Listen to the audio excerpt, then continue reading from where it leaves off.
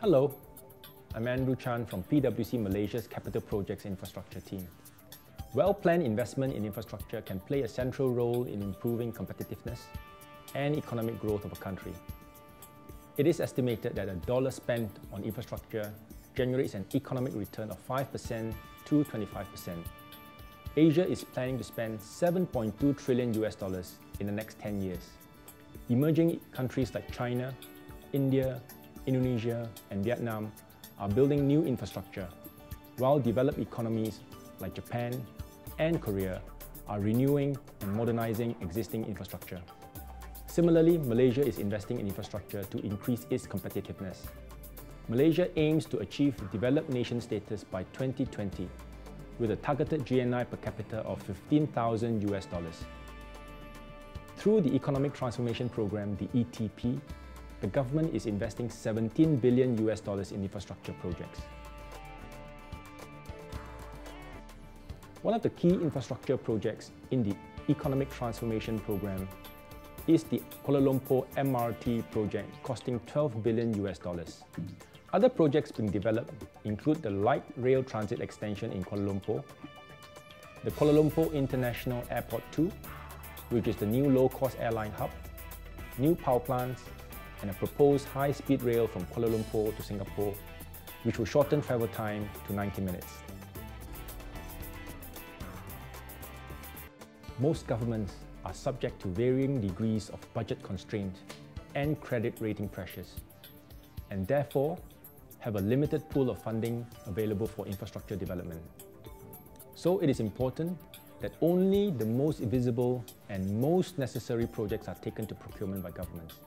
There are three key objectives that governments should consider when selecting the right project to implement and the method of procurement. Number one, delivering projects with greatest economic, social, and environmental benefits. Number two, minimizing budget impacts. And lastly, number three, recycling government's capital. The infrastructure investment has to happen, but with limited government funds, we need to prioritize and be innovative. Governments should prioritize projects that create the greatest uplift in terms of economic growth, social uplift, and sustainability, and making sure they deliver the highest societal benefits. The identification of appropriate infrastructure projects and the preparation of business cases are very critical. Proper assessment and evaluation must be done. These include undertaking market studies, traffic studies, feasibility studies, and cost-benefit analysis. Once a project has been selected, the question of who should pay for infrastructure will have to be addressed. Will it be government funded?